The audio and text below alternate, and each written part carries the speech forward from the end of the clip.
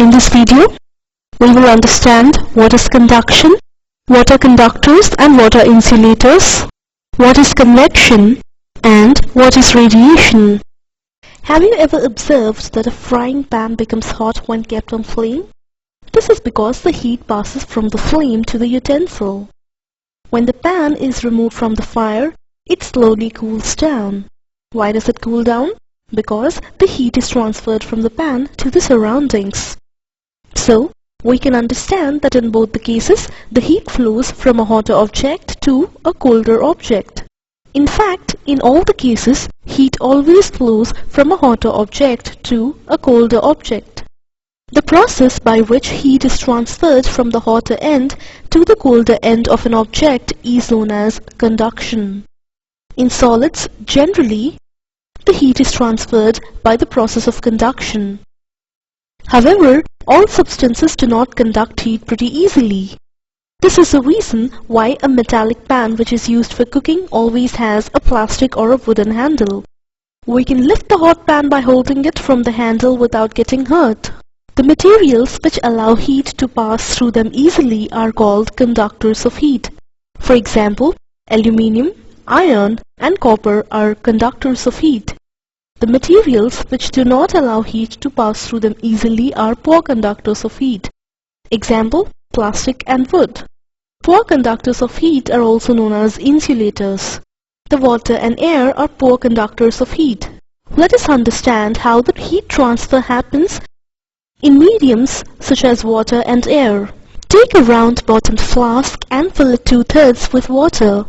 Place it on a tripod or make some arrangement to place the flask in such a way that we can heat it by using a candle below it. Wait till the water in the flask is still. Place a crystal of potassium permanganate at the bottom of the flask gently using tongs. Now heat the water by placing the candle just below the crystal and note the observations. When the water is heated, the water near the flame gets hot. Hot water rises up and the cold water from the sides moves down towards the source of heat. This water also gets hot and rises, and the water from the sides moves down. This process continues till the whole water gets heated. This mode of heat transfer is known as convection. This explains the heat transfer in water. What about the heat transfer in air?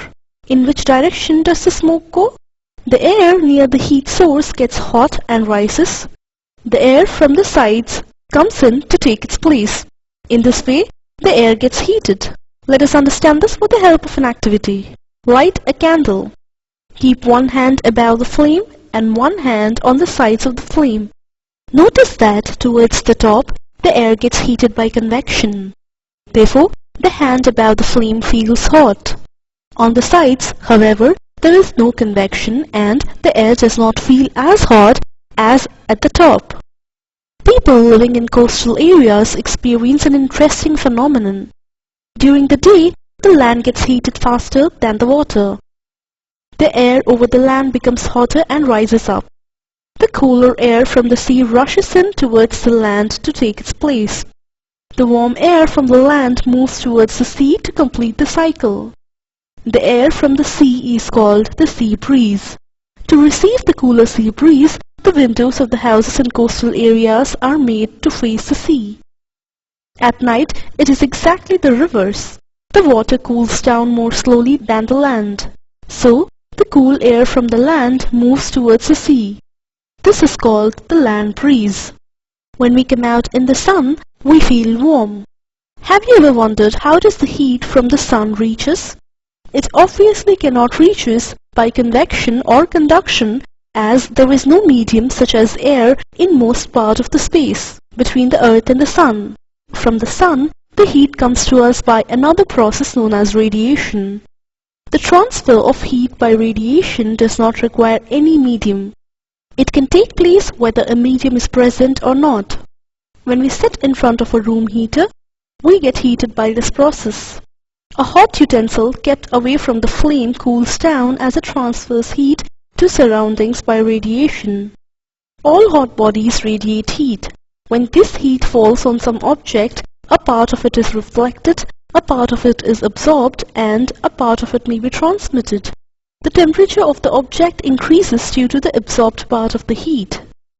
In this video, you have learnt, for the heat transfer to happen, heat always flows from a hotter object to a colder object. There are three basic mechanisms of heat transfer.